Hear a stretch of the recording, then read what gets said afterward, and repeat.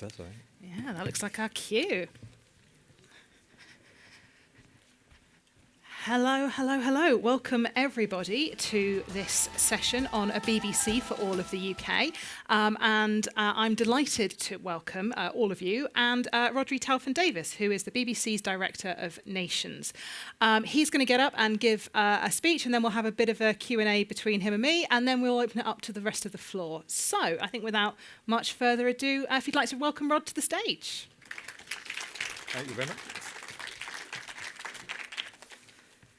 Morning, everyone. Borida, Mittenda. Lovely to see you. And thanks to our other Celtic nations for bringing their weather to Cornwall.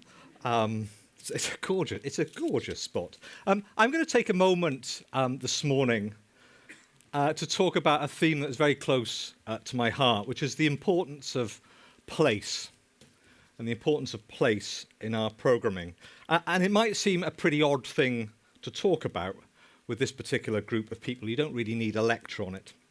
But the truth is I still get a lot of quizzical looks in parts of the UK when I bang on about how important where we root our stories is and how that is central to the BBC's role in modern UK life. So I'm going to spend a little bit of time focusing on the BBC's role, the storytelling role, particularly in Wales, Scotland and Northern Ireland, and about how we go about our work.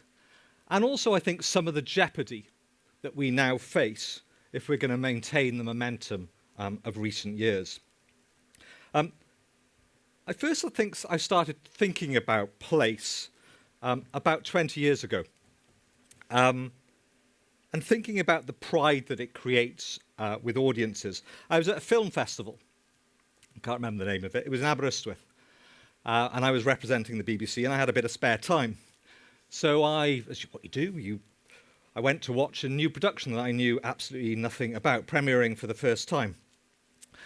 And as I took my seat in the cinema, a very elderly couple came and sat directly in front of me. And then the cinema went dark and the film started. And the film was about two very young gay lovers and their first encounter in a hotel room in Aberystwyth. And this played out for about 2 hours in full Technicolor. Not much left to the imagination. Curtains billowing. And a lot of writhing, if I'm honest. And then it finished. And the lights went up. And I got up and I looked at the couple sat directly in front of me. And the wife turned to her elderly partner and said, "Well, that was breathtaking, and all shot in Aberystwyth."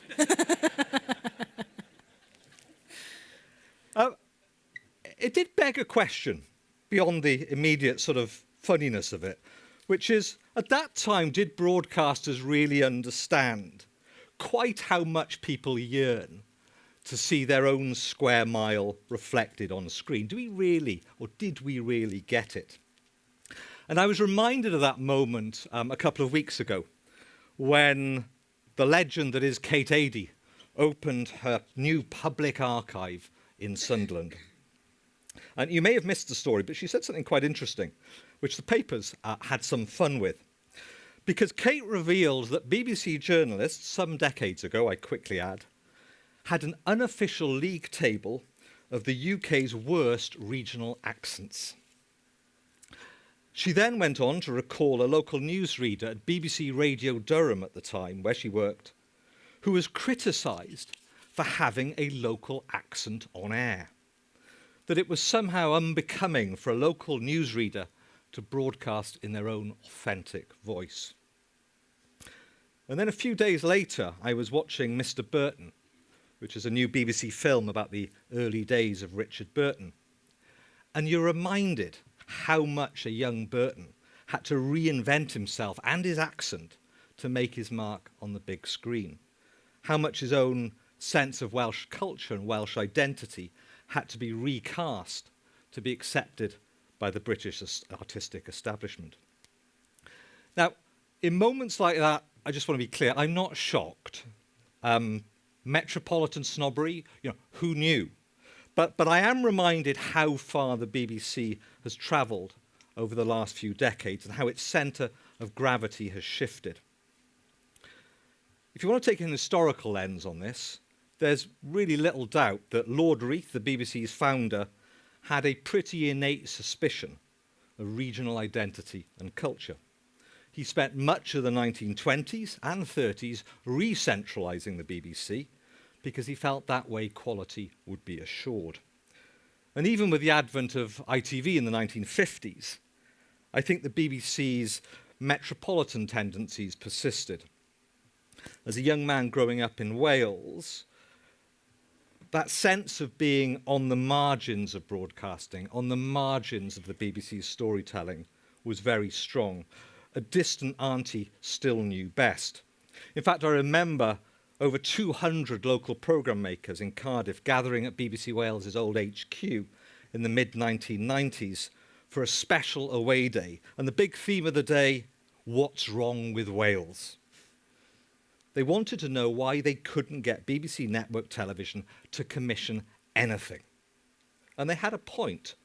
It was a time when over 80% of BBC documentaries were produced from London. It prompted one Russell T Davies to talk about Wales as an unseen nation. The 30 years since then have seen a remarkable shift, a genuine renaissance of creativity and storytelling, which has reached into every community and every part of the UK, and one that's firmly embraced regional and local identity. It's certainly created jobs and wealth, tens of thousands of jobs over the last 20 years. But it was always much, much, much more important than that. The shift beyond the M25 was really about whose stories we hear and who the BBC really belongs to. When some people talk rather grandly about the idea of creative sovereignty, I think this is it, pure and simple. Our ability to fully express ourselves and our many stories and opinions and traditions to each other. And it is an essential, necessary foundation for any country, any nation's sense of collective confidence and self-determination. And more importantly, perhaps, that shift of focus has revealed what many of us, I suspect, in this room suspected all along, that decentralising the BBC wasn't just a moral or a democratic imperative, it would liberate us creatively, in terms of the voices we hear and the stories that we tell. And it's produced some of the biggest, most ambitious and most distinctive shows of our time, whether it's Happy Valley, or Gavin and Stacey, or Sherwood, or Responder, or Blue Lights, and so many more. And of course, Russell's success building a drama empire in Cardiff is a big part of that same story. Now, I'm not going to drown you in data, but the numbers do speak for themselves. If you spool back 30 years ago when I joined the organisation, the BBC invested less than 25% of its network television budgets outside London. Today, it's more than 60%, and it's growing. The devolved nations, on their own, collectively, now represent more than 20% of the BBC's total network TV spend. 20%, up from 3% in the mid-1990s. That is the scale of the change. Put it another way, BBC network television expenditure outside the M25 today represents a £900 million investment each and every year, and a number that swells to over £1 billion if you add in local programming on top. Now that creates a huge creative firepower, but I still get the question, what does authentic portrayal really mean? And I think the answers are pretty clear if you speak to the creative talent that are at the heart of that programming. You know, James Graham, when he was talking about the creation of Sherwood about a year ago, he talks about why that programme simply wouldn't have been made by the streamers. Why? Because the BBC gave him 6 hours to explore the distinct cultural identity of North Nottinghamshire and its differences with South Leicestershire and South Yorkshire. As he said, I love Paramount Plus, but I don't think they're going to be very interested in that. Or you listen to a guy like Declan Lawn, who created Blue Lights, a total love letter to Belfast, but a man who understands the intricacies of policing in that part of the UK, the norms, the jargon, understands that sense of place. It reminds me, some of you will be old enough to remember, it reminds me about the creator of The Wire some years back, David Simon, when he was talking about why that had landed so successfully around the world. And he talked about the importance of nuance. He talked about how people in Baltimore eat crab in a slightly different way. And they would know when they saw that program that David got that part of the world. The point is that detail matters, place and nuance matters. And getting the right references and the right accents is essential because audiences notice. Now, I've said before, I think the BBC's portrayal of the UK is more authentic, it's more real, it's more ambitious than it's ever been. And take your pick, whether it's Lost Boys and Fairies, or Mammoth, or Only Child, or Dead and Buried, or Rebus, or Once Upon a Time in Northern Ireland. The list goes on. And 3 years ago, we promised, as part of the BBC's Across the UK plan, that there'd be more than 100 scripted titles authentically set across the UK over a 3-year period. We will smash that target, and almost a third of those titles will be produced from Wales, Scotland, and Northern Ireland. But I don't think this is a time to rest on those laurels. It's important that the pace of decentralisation accelerates. And I want to give you a bit of context for where we're headed. 10 years ago, just 10 years ago, the BBC invested barely £15 million each year in landmark factual and scripted series that were set in the devolved nations. £15 million. Today, thanks to the BBC's Across the UK plan, that is closer to £50 million. But we want to go further and we want to go faster, and we are on track to double that investment over the next couple of years to around £100 million, committing a larger share of the BBC's existing network spend in the devolved nations towards big, locally set series. And getting there is going to mean working differently too. It'll mean more commissioners on the ground, closer to our audiences. It'll mean a closer partnership between our pan-UK genre commissioning teams and our local commissioning teams in BBC Scotland, Wales and Northern Ireland. But most importantly, it's all about delivering a regular cadence right across the year of big titles in all 3 nations. And that process of acceleration is underway. Last month, we announced 3 major new dramas rooted in Scotland, all harnessing the cream of Scottish talent in front of and behind the camera. Part of our plan to deliver at least 6 Scottish set comedies and dramas every year. And just last week, we announced that Casualty will be reset as a drama rooted in Wales and rooted in the Welsh NHS. The point is, we are hungry to do more, and we're in a hurry. Now, the shift I'm describing isn't just about the stories we tell. It's also about providing more opportunity for programme makers on the ground, tapping into the existing creative talent, production talent that we have in all 3 nations. Now, we've made plenty of progress in terms of sectoral strength over recent years, but we do want to take some additional steps to ensure that the BBC's network investment in the nations makes the biggest possible impact on the ground, in terms of skills, in terms of opportunity, in terms of spend. In order to do that, we are introducing changes to our commissioning approach, which we laid out last week. A change to our approach outside London that goes well beyond the existing Ofcom criteria.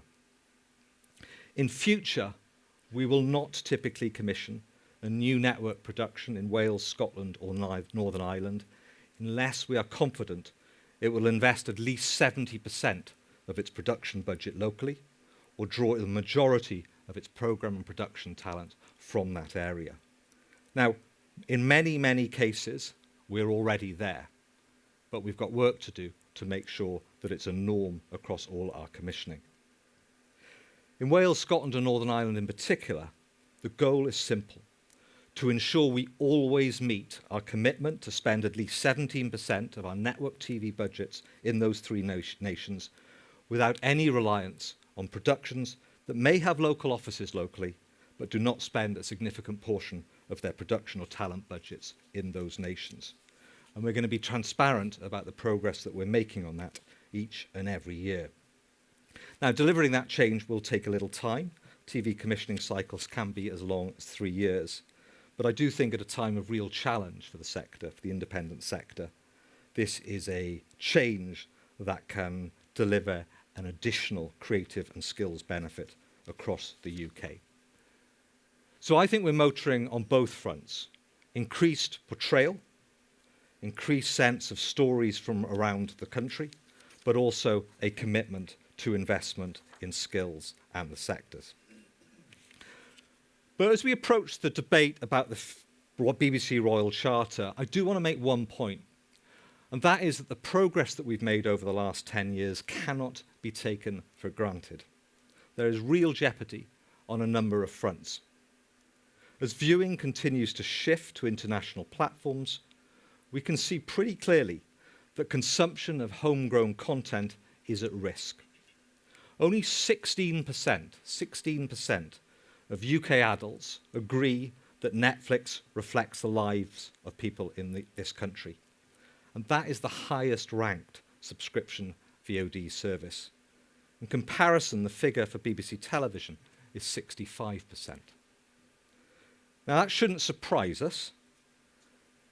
A recent PACT report found that the streamers last year commissioned just 30 shows set in the UK. Big budgets, no doubt, but 30 shows. The public service broadcasters of the UK supported more than 1,300 shows. But the competition is intense. And if our own stories are going to remain centre stage, it's vital that the BBC secures sustainable funding that brings an end to 15 years of real terms decline. And I do think the situation is more urgent than some realise.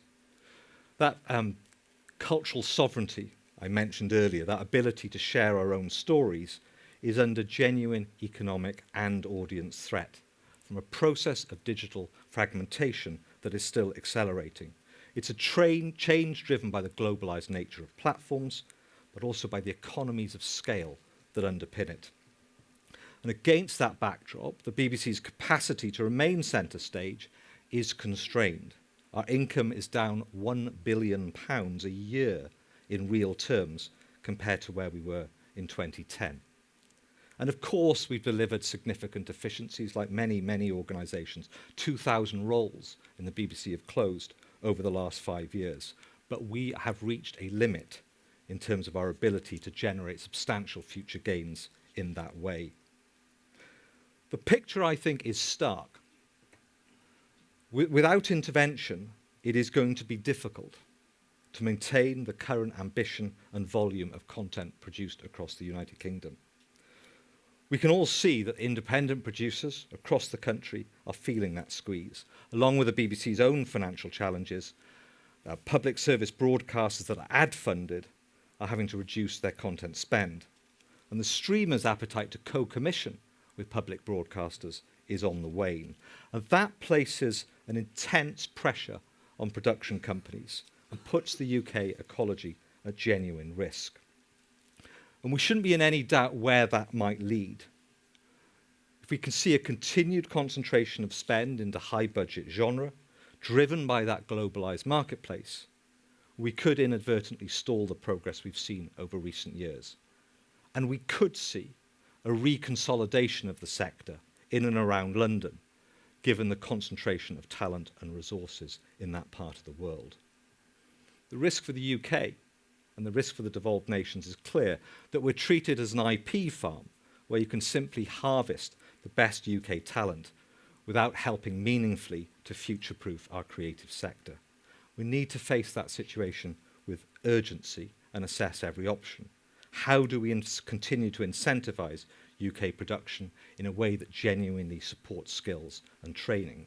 We need to think imaginatively about the tax credit system and whether it could be bigger or smarter. Now, the Charter debate is obviously an important moment in addressing these challenges, and the views of audiences and listeners and users of the BBC is going to be centre stage. We've just launched our biggest ever public engagement exercise, asking all our audiences what they want from the BBC in future years. But I do think it's important, just very quickly, as stakeholders in the BBC, to be clear with you what we are seeking from this charter process. And there are three particular goals I'll quickly run through. The first is independence, the fundamental foundation of how we operate at the BBC. And we have to ensure that independence in order to ensure stability for the BBC and insulation, genuine insulation from political and other pressures. Secondly, the funding, sustainable funding, securing a BBC as a public service for the long term, sufficient, reliable, predictable funding. And finally, that long word, responsiveness. And it's simply a reflection of the fact the media marketplace is moving so quickly. We need to be able to meet changing audience needs with speed and agility. And we'll be seeking your support in that discussion with government and other stakeholders about the future of the BBC. We hope that you will help mobilise and help us make that case, because this is a critical, critical moment. Right now, storytelling from across our islands is alive and well, but we will need to join together to fight for its future. Thanks very much.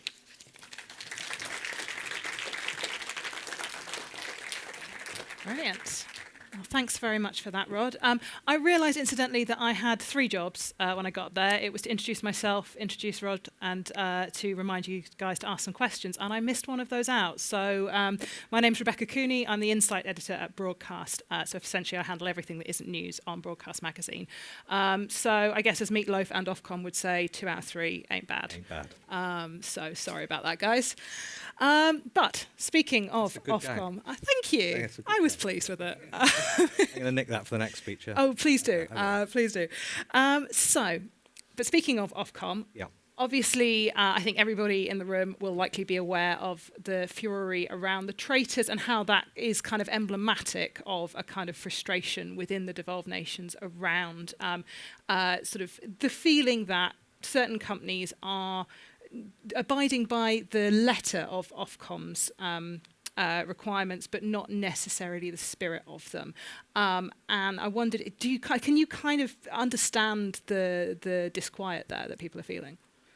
Yeah, I think that we do need to keep it in some sort of perspective. I mean, if you look at the productions that are produced in Scotland, Wales, and Northern Ireland at the moment, the series that are produced, about 85% of them meet at least 2 of the Ofcom criteria. Yeah. So pretty much all of them have a base. Yeah.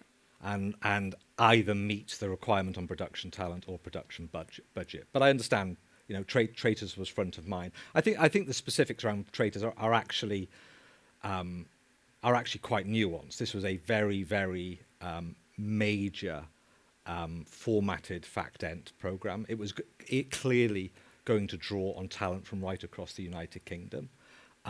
It's put Scotland on the map in a very, very clear and confident way. It's attracted international investment in terms of the formats that are produced for the US. But I think we've been aware, I mean, we talked about it for those students of the BBC's competition supply report, available in every good bookshop every July. We said in 2024 that we wanted to tighten up. I mean, it's fine. Ofcom has a criteria. It's a criteria that's consistent across all the public broadcasters. But the truth is, we're the BBC, and we think we can go further. And if in doing that, that gives people confidence that this is about genuine, authentic storytelling by people who live and breathe the regions or the nations they live in, then that's great. But I do think there will always be some exceptions. The point is, we are going to get to our threshold, 17% spend in network, without any reliance on shows like Traitors that only qualify as being Scottish or Welsh or Northern Irish on the basis of their production office. Sorry, my voice is going. So I think it's a step in the right direction. Have we got a drink? Okay. Yeah, we're all good. Great. So so you've kind of said you want to go beyond that. You're going to not typically commission anything, a network production in the nation's regions, unless you're confident that 70% of the budget is being spent locally, and it will draw significantly on local programme makers or crew. There have been some questions around the language there, and around particularly that idea about drawing significantly on them. And I wondered if you were able to clarify that at all. Yeah, so we're not creating a new criteria. We're sticking with the Ofcom criteria. Yeah. But what we're saying is, for all the other broadcasters only one of the criteria has to be met in that nation for it to qualify as Scottish, Welsh, or Northern Irish. What we're saying is our test will be whether it meets at least two of the thresholds. So we're not creating new measurements. We're just saying, for us, minimum 2 out of 3, not 1 out of 3. Okay. And the other thing I've been pushed a bit on is when I say there might be exceptions, is that the BBC trying to get wriggle room? So 2 things. One is we are setting a very clear expectation that we will hit that 17% without any reliance on base-only productions. The second thing is why might we say there are exceptions? I give you one example. If you take Alley Cats, the indie based in Derry, they've been shooting a lot of stuff in Africa and across the world. So that there are certain commissions and certain formats where there might be a particular reason why, for example, the production talent might be different. So it's not about wriggle room. It's just about we will need to look at each commission one by one and just ask ourselves, is that realistic? Yeah. Or because the thing I want to avoid at all costs is disincentivizing production companies in the devolved nations from winning business all over the UK. Yeah, I was going to say there is a risk you could stymie indies from getting into something like natural history, which tends to be shot abroad, and then it becomes something only English or London indies do unintentionally. Yeah, because you get this a little bit in Scotland. You get a couple of voices sort of saying, "Why don't you specifically say you're going to commission Scottish-owned businesses?" And as a broadcaster and as a commissioners who first and foremost it's about the idea, it's about the audience. Ownership structures of indies are I think a distraction from that. If Scottish companies want to go and win business in England, great. If Welsh companies want to go and win business in England, I don't think we want to create an ecology that starts to disincentivize indies from growing. Yeah.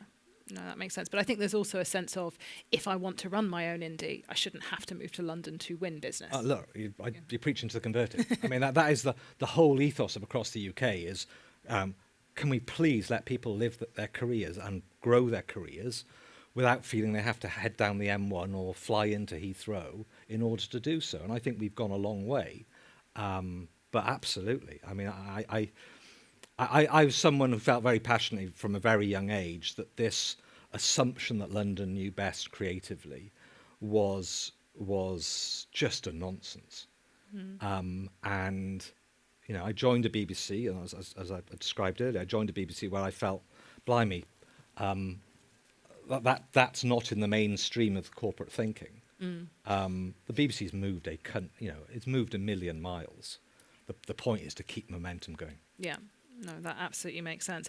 And I mean, kind of one of the things I wanted to pick up on there was, so I oversee Broadcast Hotshots, which is our kind of emerging talent scheme. And every year we get loads and loads of entries where people either say, I'm from somewhere, outside of London, and I've had to move to London, and I'd like to kind of to be recognised for that, and it's been a sacrifice. Or they've said, I've actually managed to stay where I grew up and still have a career in TV, and I think I should be recognised for that. So there is still this sense among people that it is difficult to be somewhere that isn't London, to be in one of the devolved nations, to be in the regions, and to build a career in television. And it seems to be that perhaps training opportunities is a way of dealing with that. Is that something that you're kind of very conscious of, and what are you hoping to do around that? I remember writing when I was in my 20s for the Hot Shots and making exactly the same point. Oh, really? There. So it's all coming back. Look, I think we have to recognise something it's just true, which is London is a global capital of creativity. It sucks in talent, it sucks in ideas, and pretty much compared to any major Western economy, it's probably the most consolidated media sector of all those nations, which is why it is even more important that the BBC goes the other way. And it's not about politics. Of course, there's a political dividend in terms of showing that you're spending money in different parts of the UK. But our legitimacy comes from 20 million households making a decision every month that they think they're getting something relevant and valuable from the BBC. And you make that case much more strongly to those households if they feel they've got a personal stake in what the BBC is doing. That is what this is about. It's about demonstrating we are closer than anyone to the audiences. So, when Radio Merseyside galvanises for those awful stabbings in Southport last year. The streamers aren't going to do that. That is about having boots on the ground, about having committed staff, talented programme makers sitting with the audience, alongside the audience, reporting on the communities they live in. And that is the difference to the BBC. You can apply it to drama, to comedy, to news. If you walk in the same shoes, breathe the same air as the audiences you serve, you're doing something pretty special. Yeah. And part of the solution there is about having sort of things set in those regions and also having training opportunities available then. Yeah. Yeah.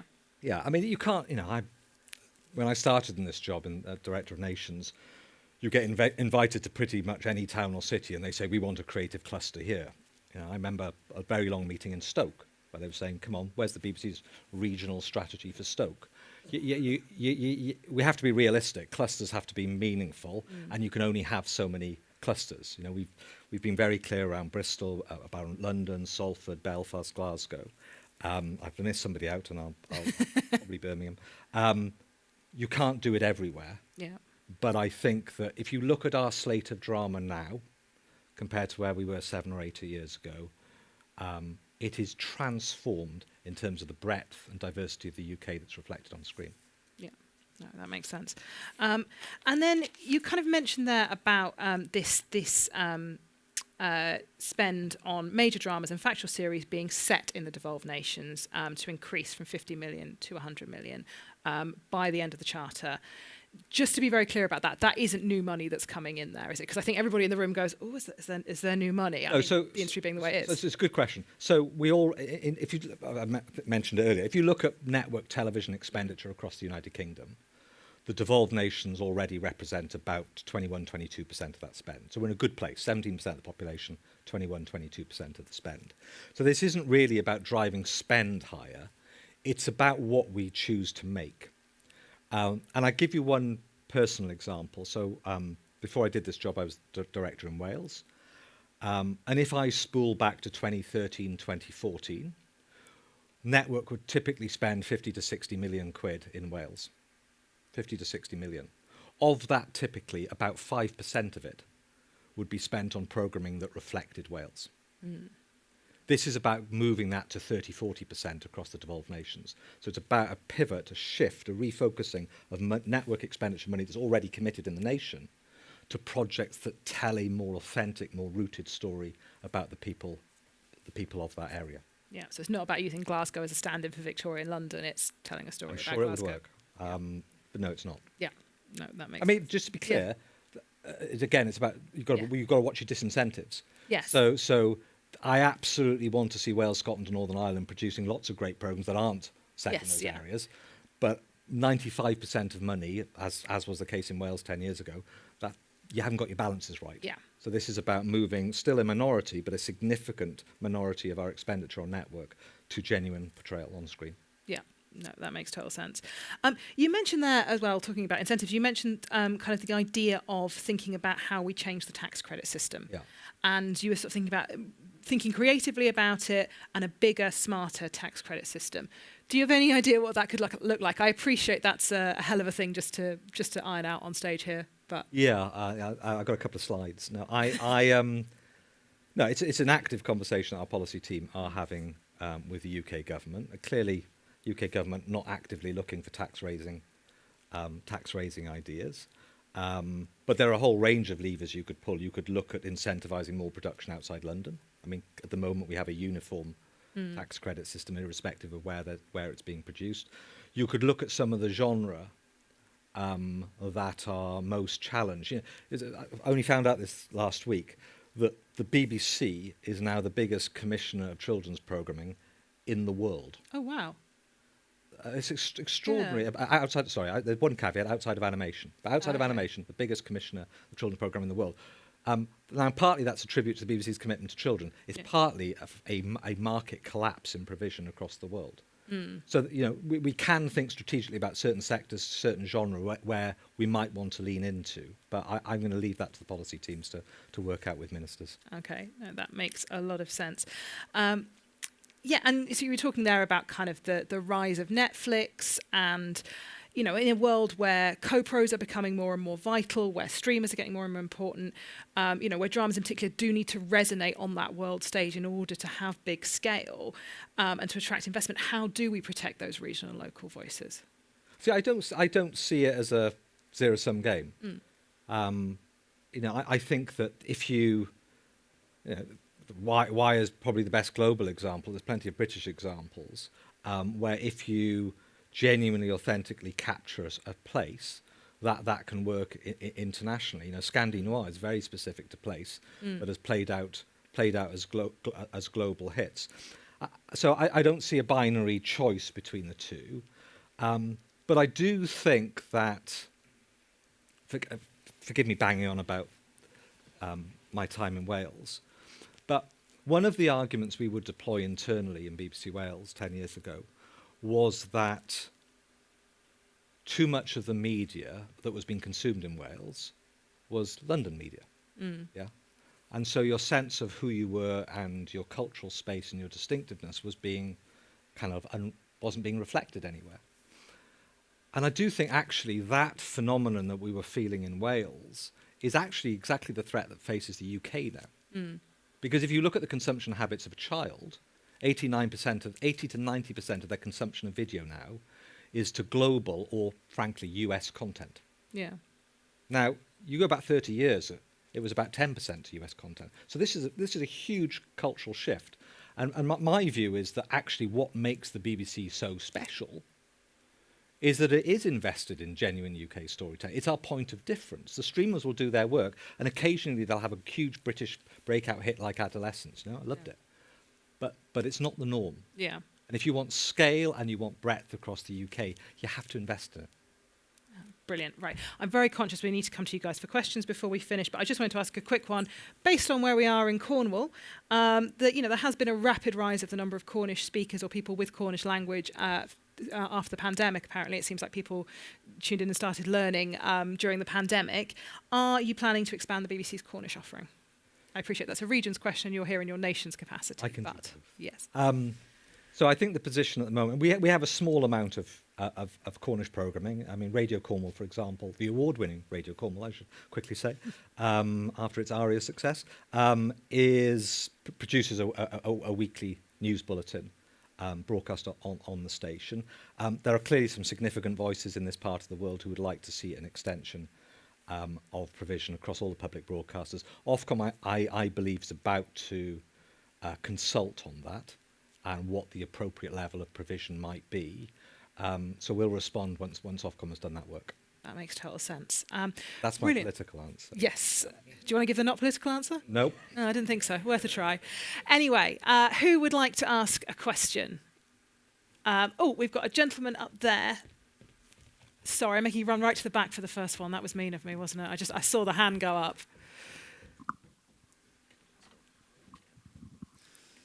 With this continued decentralisation you talk about, will this lead to like a division and a dilution of audiences as they flock to more nuanced content across the UK?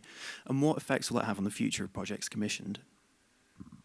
So do you mean in terms of whether it's going to put off audiences? No, just whether, if you divide them more, will there be like a collective flagship almost that everyone watches, or will there? Okay. Yeah. And I suppose that is an interesting question in the digital world as well, when we are increasingly seeing stuff that is tailored to us through algorithms rather than just all sitting down in front of the box and whatever's on is on, I suppose. Yeah, I mean, a couple of points. I mean, the first point is that, how much the world has changed just in 10 years. When we talked about the devolved nations, for example, 10 years ago, 90% of the conversation was about what we called opt-out programmes, which was your local or national programming for Wales, Scotland and Northern Ireland. And network was a sort of secondary question. We are moving to a world where iPlayer is going to become the dominant means of consuming the BBC. So everything we produce is available to everyone in the UK. So when we think about big dramas set in Belfast or in Glasgow or Aberdeen or wherever, you are thinking about two things. Firstly, is this authentic? Is this rooted in place? Is it drawing on local talent?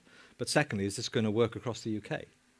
So you're not closeting your programming, it's just for that area, one of the incentives we're looking at is how do you back ideas that have a resonance and a universality that will appeal to audiences across the UK. And again, I don't see it as binary. I think if you get those things right, they can be magnificent on a UK level. You know, Blue Lights is one of the biggest drama launches of BBC in recent years, and yet it's so distinctively, it's not even Northern Irish, it's so distinctively Belfast so I don't see that tension. The other thing I would say in a world that feels incredibly fractured and polarised is the answer to that, the antidote to that isn't to always find the universal. The answer to that is to actually allow everyone to see everybody else's stories.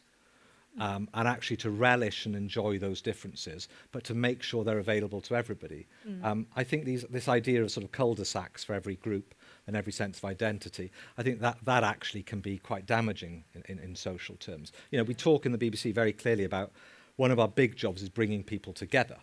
But it doesn't mean bringing people together to see the same kind of stories every time. It means bringing big audiences together to enjoy some of the cultural differences and nuances across the country. Yeah. No, I think that's true. You do find yourself going, oh, I know about that part of the country because I saw it on that TV drama. So yeah, that makes sense. And one of the things, I mean, we shall we even data? One of the things we see all the time with our biggest hits, take Blue Lights, take Rebus, Lost Boys and Fairy, Steel Town Murders, you can name them all day. They perform superbly across the UK. My God, they perform in their area. That's off the scale. Yeah. And that goes back to my little story about the Aberystwyth cinema. Yes. Pride in place in the audience is a big factor in terms of what they watch and what they really value. Yeah, that makes a lot of sense. Brilliant. Probably I'm going to try and squeeze in one more question. I see, yeah, if anyone can see any hands. Oh, yep, sorry. You're right under the spotlight there, the chap at the back, but our lovely assistant has found you. Hello. Hello. My name's Dave Howard. I've got an Edinburgh-based audio indie. I'm a board member of Audio UK. I just wanted to encourage you, give you the opportunity to talk a bit specifically about what the BBC is doing in audio. It's a burgeoning growth sector. I haven't heard a huge amount throughout the entire festival, but in this talk particularly about the audio sector and sound and radio. Yeah. So, I mean, in terms of the Across the UK plan, I think a couple of things I would point to. I mean, clearly we have unlike in television, we have very specific dedicated radio services in the devolved nations, obviously locally across England. But Across the UK recognises we've got quite a long way to go in terms of making sure our network audio services are rooted quite right across the United Kingdom.